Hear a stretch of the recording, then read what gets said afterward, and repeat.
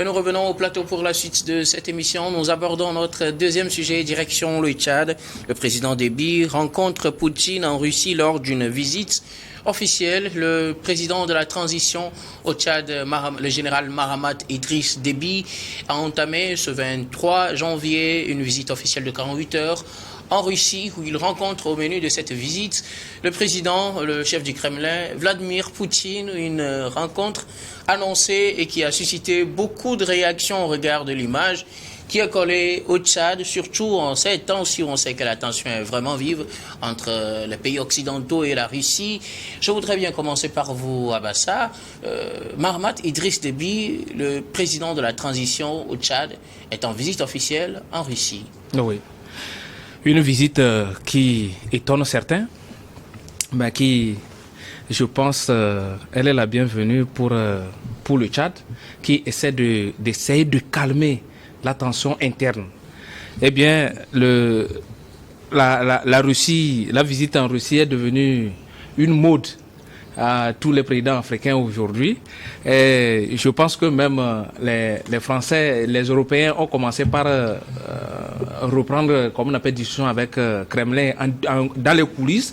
Donc on ne peut pas refuser à un pays africain de faire cette visite, même si nous, certaines personnes, nous avons considéré comme si c'est une visite qui est tombée, comme on appelle, comme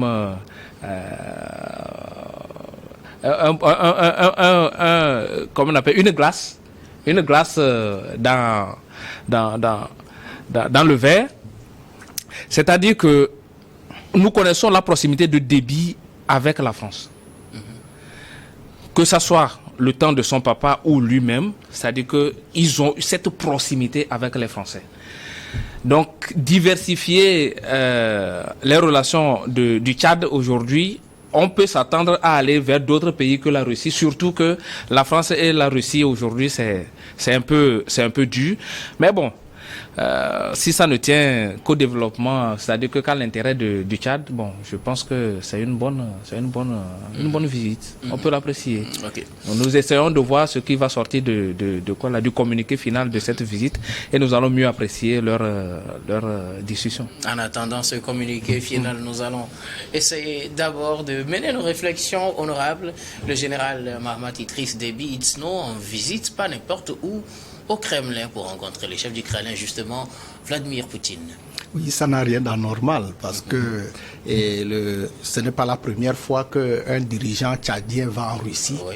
Et vice-versa. Au fait, ce n'est pas aujourd'hui que les relations entre la Russie et le Tchad vont se tisser.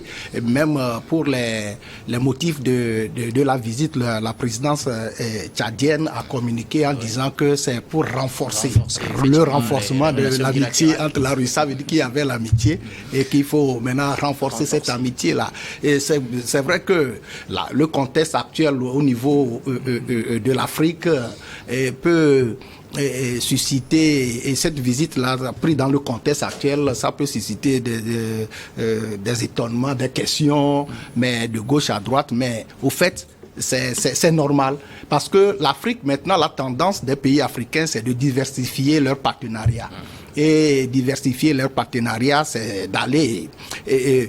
Une bonne relation avec les Occidentaux n'empêche pas un pays africain de tisser des relations, de renforcer ses relations avec l'Occident ou bien des pays du Golfe. Donc, le monde actuellement évolue par des partenariats.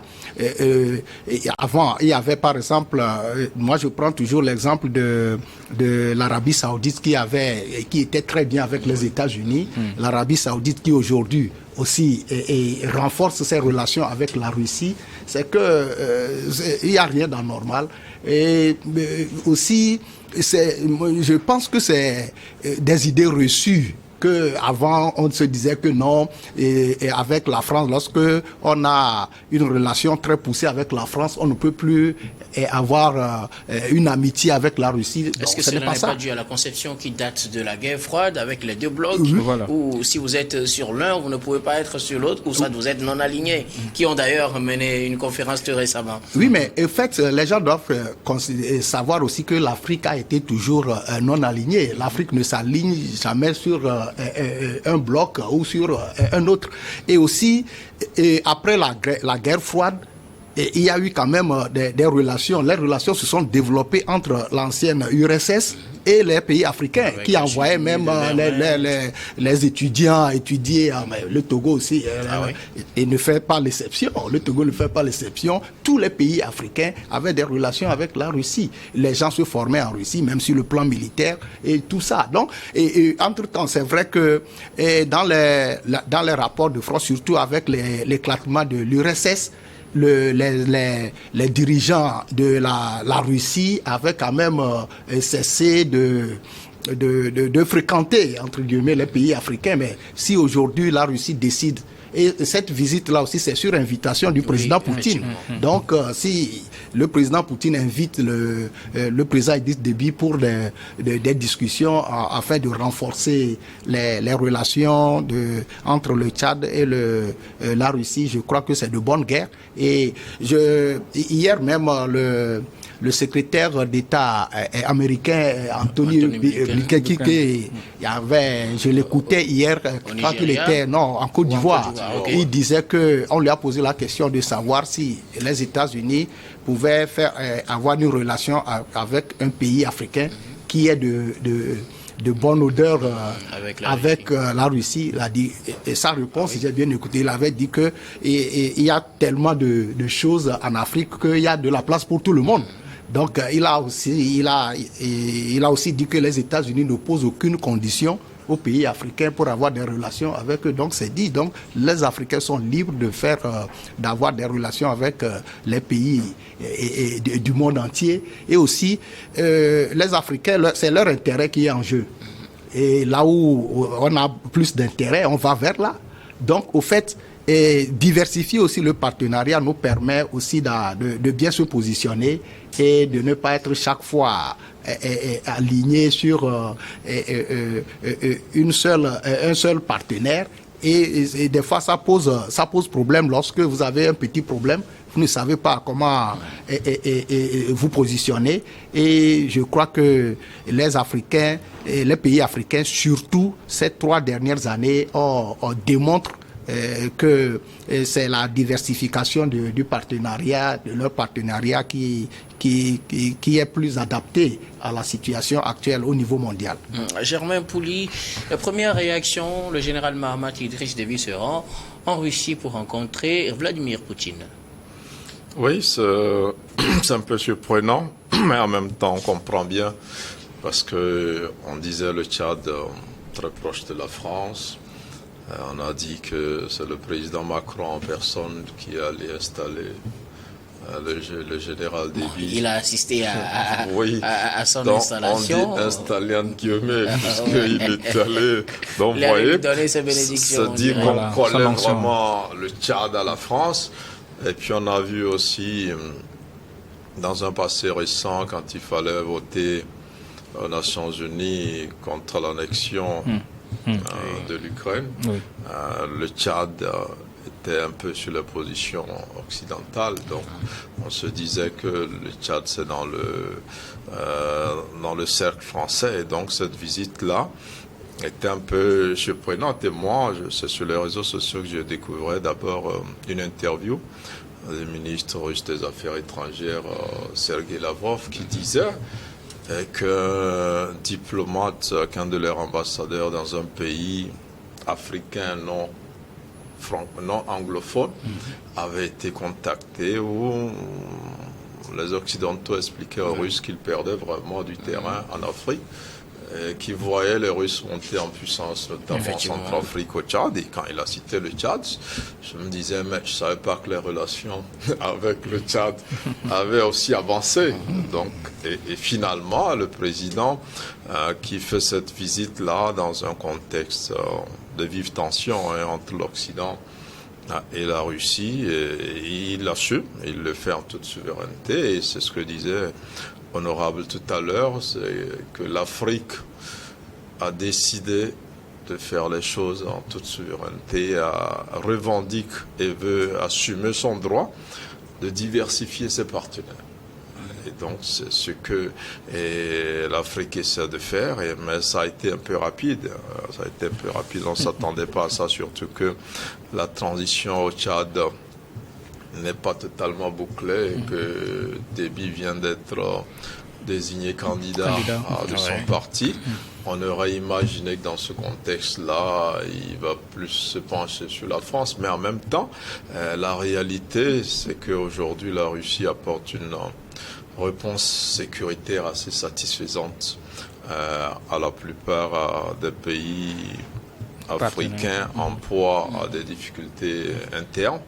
Et comme le disait le docteur tout à l'heure, le Tchad a fait l'option de réconcilier le pays entièrement avec la nomination récemment donc de succès Masra comme Premier ministre. C'est-à-dire qu'aujourd'hui, les Tchadiens eux-mêmes prennent les choses en main, faire taire donc tous ces groupes rebelles-là qui à tout moment aussi peuvent intervenir. Et on sait qu'il y avait un groupe rebelle en Centrafrique, on disait soutenu donc par la Russie pour attaquer le Tchad. Et donc dans ce contexte-là, on voit que le Tchad va chercher ce que la plupart des pays africains cherchent en Russie en ce moment, prioritairement, c'est la sécurité. Et c'est apprécié si la Russie a pu le faire en Centrafrique. Et le Tchad qui est frontalier donc à ce pays-là, et donc c'est une bonne chose. On voit une boucle se former et on voit un peu la Russie étendre aussi son rôle. Je ne vais pas dire son emprise, mais son rôle donc dans ce pays-là.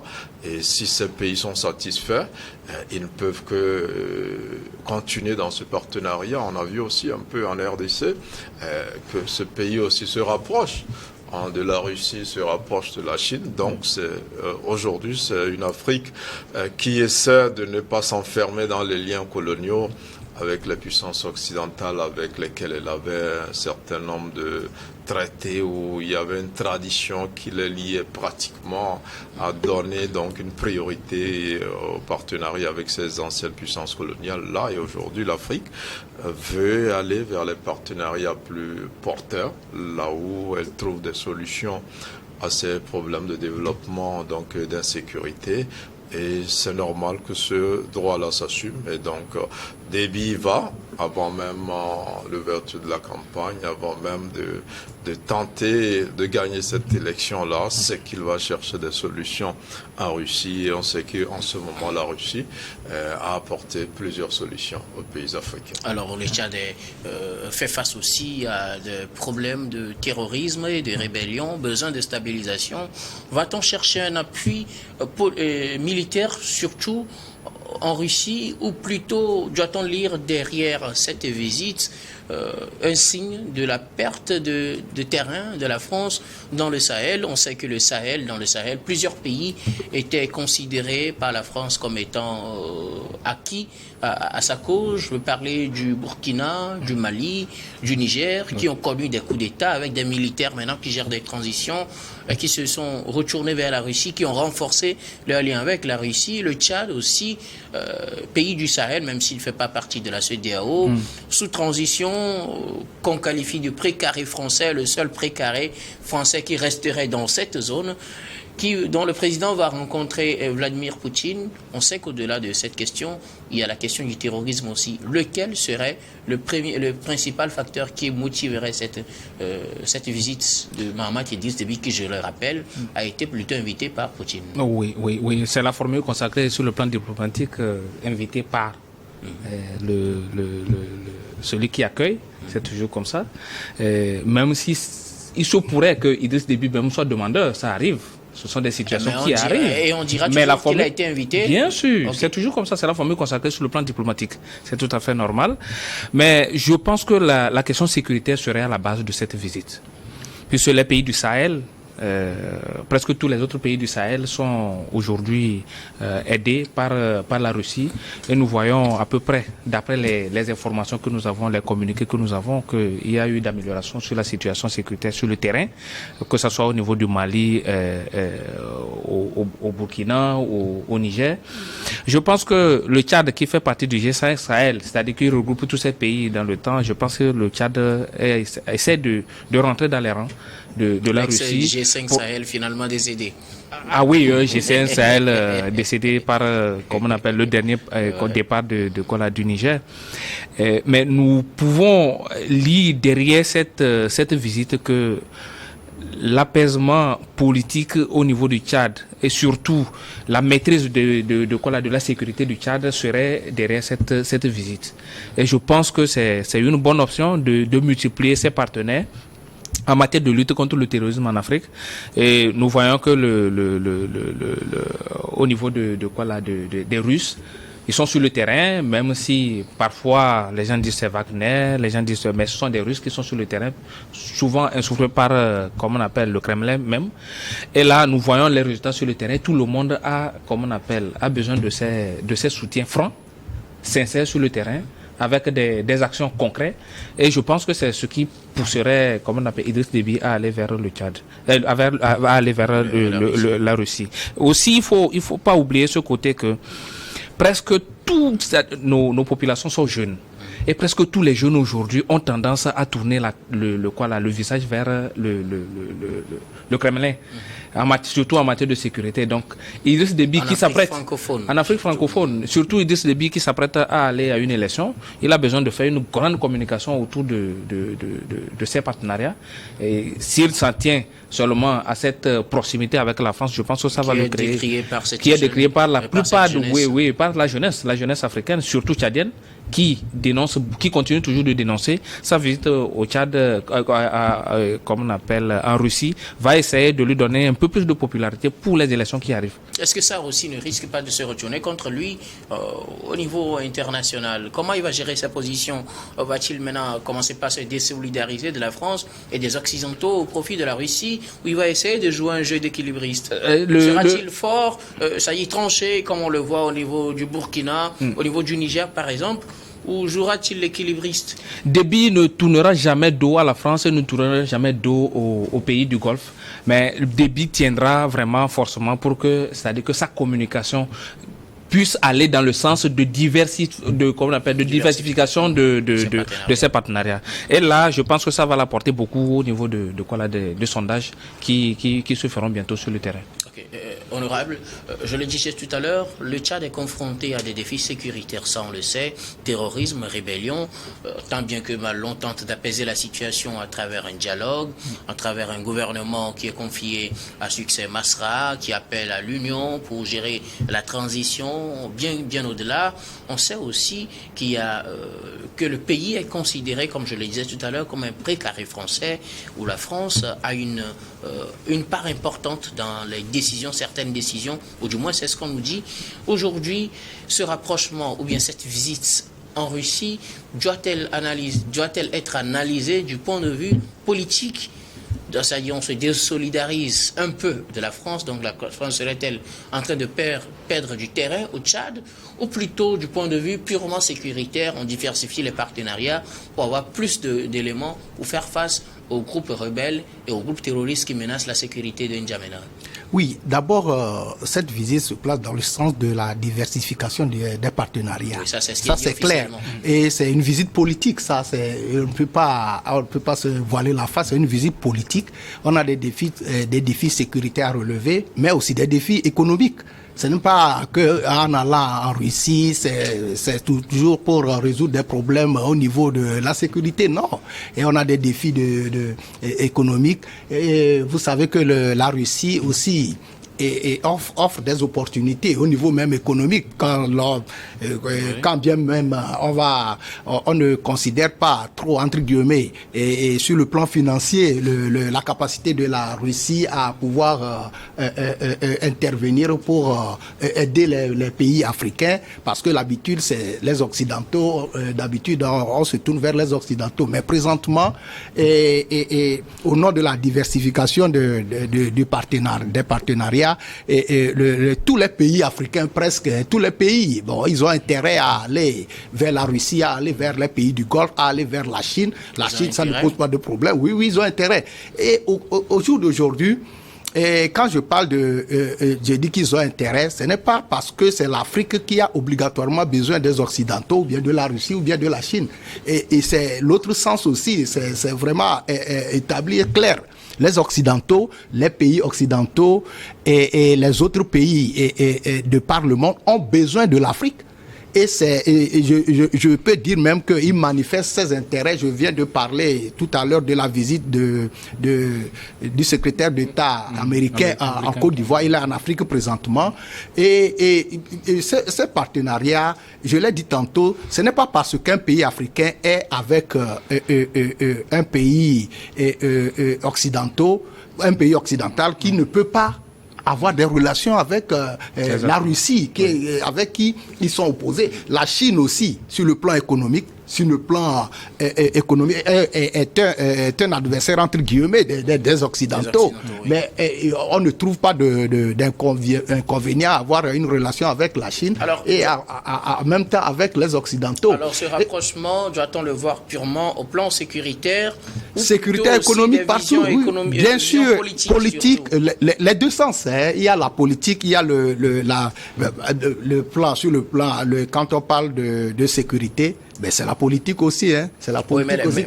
Mais au plan sécuritaire, on sait qu'il y a plusieurs forces françaises qui sont actuellement stationnées au Tchad. Oui, bien sûr, bien sûr. Y aura-t-il une cohabitation entre ces forces-là et la Russie? Parce qu'on sait là où la Russie intervient militairement, les Français sont partis. Oui. Que fera-t-on pour le cas tchadien? Ce n'est pas qu'il faut avoir une intervention, obligatoirement une intervention russe au Tchad pour parler de relations militaires entre les deux. Mais le Tchad peut acheter des équipements militaires au niveau de la Russie, mais au même moment avoir des contingents français sur son sol. Et puis, de l'autre sens aussi, quand vous prenez par exemple, quand vous prenez l'exemple de la Centrafrique. La Centrafrique avait comme partenaire privilégié les Russes, mais actuellement, il va vers les États-Unis. Donc, ça veut dire que voilà, soupçonné qui prend forme. Bien sûr. Donc, ça veut dire que, comme je viens de citer Anthony Blinken tout à l'heure, ça veut dire que l'Afrique a tellement de potentialité qu'il y a de la place pour tout le monde. Donc, si on dit aujourd'hui que la Centrafrique va se tourner aussi vers les États-Unis après sa relation tellement serrée avec la Russie, les gens seraient étonnés, on ne le croirait pas. Mais c'est dans ce ordre d'idée que la relation ou bien le voyage entre Idriss du président Déby qui a une relation privilégiée avec la France en Russie ne pose aucun problème. Merci beaucoup à vous, honorable. Germain Pauly, qu'est-ce qu'il faut privilégier dans l'analyse de ce voyage-là? Les aspects sécuritaires, quand on sait que la France a des bases militaires au Tchad, ou des aspects politiques, quand on sait que politiquement, le Tchad est très lié à la France. Qu'est-ce qui explique justement ce rapprochement ou bien cette visite du président tchadien, président de la transition bien sûr, en Russie? Moi, je pense que c'est l'Afrique qui est en train d'assumer sa souveraineté parce que, vous savez, les Occidentaux eux-mêmes, ils traitent avec la Russie. Les États-Unis et la Russie travaillent énormément sur le nucléaire et sur le spatial aussi. Ils ont même des missions conjointes, même avec la guerre en Ukraine. Ils ont failli partir ensemble. C'est les Russes qui ont refusé, c'est pas les Américains. Ça veut dire qu'ils collaborent toujours. On a vu quand la guerre en Ukraine a commencé, Macron était le premier président à aller en Russie. Et on a vu au niveau des pays arabes, la première sortie de Poutine qui est sous mandat internationale, c'est auprès des amis des Américains. Ça veut dire que tous sont des amis et ils empêchent à l'Afrique d'avoir des amis en dehors d'eux pendant longtemps. Donc aujourd'hui, je crois que c'est ce que l'Afrique essaie d'assumer. Là où c'est compliqué, ils demandent le départ des Occidentaux et même de l'ONU, là où les gens ne veulent pas. Les Français sont partis d'abord du Mali parce qu'ils ne supportaient pas les Russes. Et ailleurs, ceux qui veulent amener les Russes ont demandé aux Français de partir. Exactement. Maintenant, je pense que la France, avec ce qui se passe, et l'Occident en général, et vu la sortie de Blinken en Côte d'Ivoire, je ne sais pas si c'était hier ou aujourd'hui, après le passage donc, du ministre chinois des Affaires étrangères qui a fait une tournée africaine, l'Occident comprend qu'aujourd'hui, l'Afrique s'est donné cette liberté qui est tout à fait légitime de diversifier ses partenaires comme le font les Occidentaux. Et donc, ils sont obligés aujourd'hui de l'accepter parce que l'Afrique ne fait rien de grave. Eux-mêmes le font. Eux-mêmes travaillent avec la Russie. Les entreprises françaises sont nombreuses en Russie. Et donc, c'est pas la peine d'empêcher les Africains. Travaillent. Mais oui, Total est encore en Russie. Les Américains, tous ces gens-là, les Allemands, ils ont plein d'entreprises en Russie.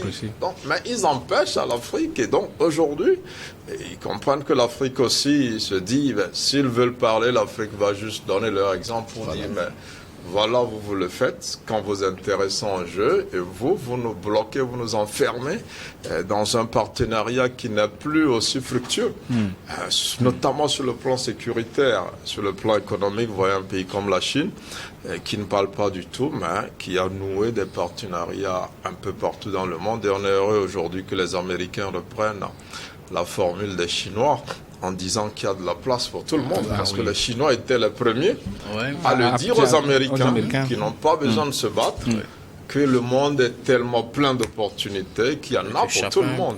Donc vous voyez que aujourd'hui ce que l'Afrique fait n'est pas extraordinaire, mais l'Afrique n'a pas eu ce courage-là de le faire depuis toutes ces années. Peut-être avec l'aide de la Russie, avec le positionnement de la Chine et d'autres pays comme la Turquie et l'Iran, l'Afrique aujourd'hui est dans la situation de cette belle jeune fille-là, qui met tous les courtisans sur un même pied d'égalité pour choisir le meilleur à qui peut-être elle va demander la dot. Donc moi je pense que c'est un peu cela et les Occidentaux le font. Ils le font avec tous les pays arabes qui sont en bon terme avec la Russie, il n'y a aucun problème. Là, ils essaient de bloquer l'Afrique dans ses anciens liens-là. Mais j'ai compris avec la sortie du secrétaire d'État Anthony Blinken que les États-Unis en tout cas commencent par l'intégrer. Ils l'ont démontré un peu dans le cas du Niger où ils étaient là avec Wagner, ils n'ont pas voulu partir. Donc maintenant, je pense que c'est la France. Et on a vu des pays comme l'Allemagne aussi qui s'accommodent, qui s'en foutent, qui est Wagner, qui viennent apporter leur coopération. Je pense que c'est la France et les autres pays devront se ranger, comprendre définitivement que l'Afrique a le droit. Et j'ajouterais que dans cette situation, il y a un pays quand même qui le fait en silence, qu'on ne cite pas beaucoup à l'exemple. C'est le Togo, qui a commencé par diversifier ses partenariats depuis longtemps, sans montrer une hostilité envers les Occidentaux. En fait, la différence, c'est que le Togo, effectivement, comme vous le dites, n'a pas d'hostilité avec qui que ce soit, sauf que certains pays qui ont voulu changer de partenaire, ils sont allés avec la méthode forte. Oui, mais je pense qu'ils vont revenir à la raison, parce qu'enfin, en fait, la France avait créé un précédent au Mali, où il disait qu'il ne voulait pas que la Russie soit là. Si la Russie vient, c'est que la France s'en va. Et donc, les autres qui voulaient que la Russie vienne ont préféré demander à la France de partir pour ne pas créer la même situation. Et donc, si la France se ravise, ce que je pense qu'elle fera, parce que les États-Unis et les autres, l'Allemagne et autres, sont en train de monter le bon exemple. Et il faut que la France comprenne que là où elle est, les autres pays aussi peuvent être là. Et les pays africains feront leur choix et vont diversifier librement leurs partenariats en tenant compte de leurs intérêts d'abord, comme le font exactement les Occidentaux. Merci beaucoup à vous. Nous allons marquer la pause pour le journal, puis on revient juste après pour la suite de cette émission.